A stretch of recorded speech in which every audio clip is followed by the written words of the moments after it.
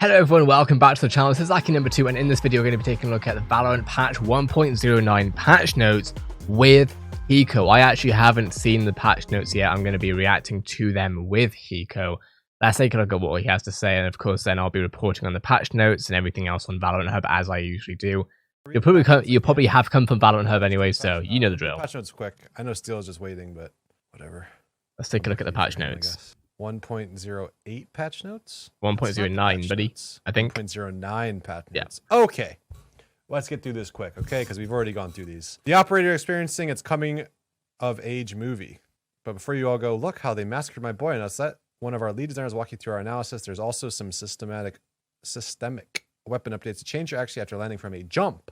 Poggers. 5 agents get the squeeze, including ongoing updates to make Viper a more flexible threat and some parity across the fire rate buffs from Brimstone and Reyna. What's in a name? Reported players caught with an offensive name are now forced to change their Riot ID. You think that's a good one. Omen. Updated projectile VFX to better represent the hitbox, especially when it is traveling towards your POV. We're keeping an eye on the overall power level of paranoia, but as a first step, wanted to resolve updated projectile VFX to better. Okay, so that's a quality of life thing. Visual issues where players hit with paranoia appear outside of its impact on their screen. I think. To me, this sounds like they are considering nerfing Omen. We're keeping an eye on the overall power level.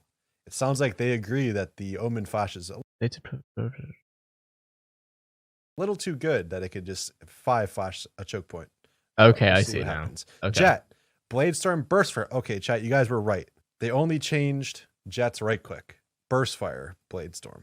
The time between consecutive Burst Fire use has increased from 0.33 to 0.45, which means if you right click and you get a kill, you have to wait another 0.12 seconds before you can right click a second time. Okay. So it's those rounds that are kind of crazy where you see the Jets going crazy in a sight. Right click that, right click that, right click. Now right click, right click, right click. You gotta wait. What a good way of explaining, Hiko. I think that's a good thing. Daggers thrown in burst mode now have a damage fall off that begins at 12 meters and drops to 35 at max fall off, which means if you right click from range, it won't one shot. And headshot on burst fire reduced from 3x to 2x. So you have to actually headshot and body shot them when you right click them to kill them, or you just have to have all your shock darts hit them, or your things hit them. While we continue to investigate some of our outside strengths, we think the burst fire on her Bladestorm has been overperforming at long ranges. The burst fire is intended to be a close range attack, but we found it frequently gets frags at over 20 meters away. These changes aim to rein in its effective range while retaining its close range potency. I think it's good. Viper. While Viper is stronger than ever, her overall impact is lower. Still, how many patches now have we gone where we got another Viper buff? Viper buff after Viper buff after Viper buff. This round of changes continues in the same vein as 1.07, increasing your flexibility, especially when trying to play with teammates. Fuel. Okay, so she starts with 100 instead of 50, so you don't have to wait at all. Now that Viper can place her wall pre-round, we want her to be able to act with her team right at barrier drop without the tension of us trying to maximize her fuel. Okay. Snake bite. Your thing lingers for a bit now. Her ult, you have double move speed while her ult is changing, like running around. Wow. Viper now fast equips her weapon after casting it, but it varies by gun, but on average, it reduces it by 0.4 seconds. Okay, that's a good one. Reyna, fire bonus. So Reyna got a nerf on her ult. Brimstone got a buff on his stim pack. My guy is rushing now. My guy is rushing.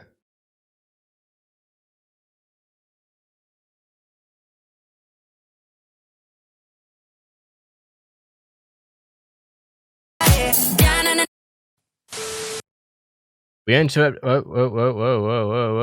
Got a buff on his stim pack. The op changes.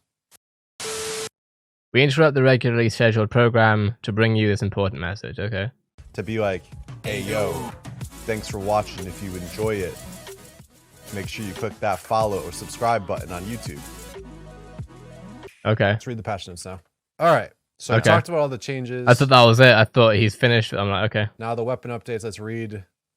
Before you jump to press that send button, please read our thinking behind the op changes. The operator serves an important role in Valorant. It provides the most difficult tactical challenge for teams to overcome, requiring strategic planning and clever utilities. We've been We've been taking a long look at the weapon to try to understand the best way to adjust some of its offside strengths. So I already know roughly what Riot's take on this is based on the interview that we looked at yesterday on Valorant Hub with Nick Wu and Mendo.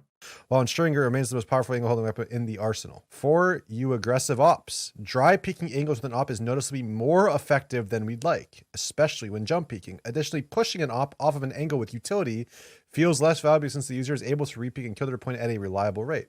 That's true. This suite of mechanical changes, dead zone, scope to move speed, firing rate, equip time, jump, land, inaccuracy, targets these issues, increasing counterplay around high mobility operator play. The operator is still quite potent at peeking angles, but predictable repeats should be easier to punish. Okay. Which I think is good. This is what we needed.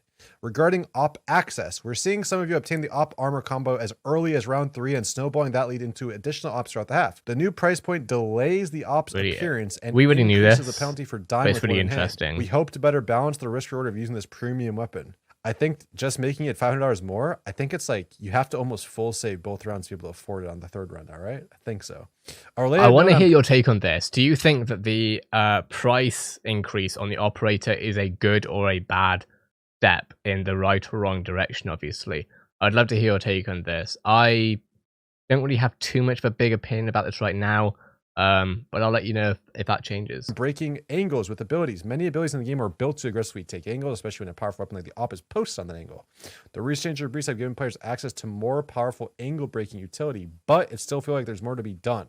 We're looking at a few changes for a couple agents, but they'll need some additional reps in trying to build confidence around them and expect more from us in the future. To me, this part means they're considering buffing. They're either considering nerfing agents that can get aggressive and get out fast like Jet even more, or they're going to buff a utility or give more utility to be able to push people off of angles. That's actually a good change. Here's all the op changes. We already talked about it. Instant equip time adjusted from 0.3 to 0.5. Instant equip plays after tapping orb, bomb defuse, plant, jet, cloudburst, and phoenix curveball. Okay, so opping the second, using an ability and then put the time it takes to get your weapon back out, or tapping in the orb or bomb plant is nerfed even. Leg shot got nerfed. All weapons. We don't have to go over the operator, right? They just made the price 5,000. They made you move slower. They made your gun less accurate when you're moving or coming to a stop. They made you shoot slower. The reason I'm looking at the time on this video is to see whether or not he actually covers stuff that I should be covering in this video or not.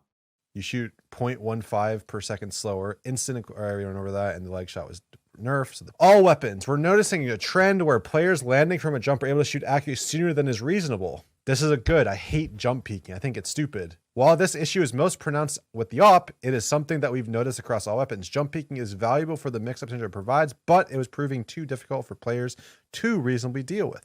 True. These changes retain that mix-up potential while slightly increasing the time before the peeker can fire with perfect accuracy. Jump landing actually changed from gradual to binary, honestly, which means it's instant, right? Because binary is 1 or 0, and gradual means it gets there eventually. Jump land inaccuracy duration increased from 0.2 to 0.225. Jump land inaccuracy value increased from 5 to 7. More inaccurate for 0.225 seconds after. The important thing to note about everything that Hiko and of course Riot are talking about here is that, and this is something that I've personally, I think, gauged from the interviews that I've watched and listened and read and stuff like that, is that Riot really are trying to, I think, have a fairly balanced approach towards balancing their game. And what I mean by that is, you know, when the community says this needs work or this is wrong or whatever it might be, not immediately, you know, as they're saying, massacring the boy.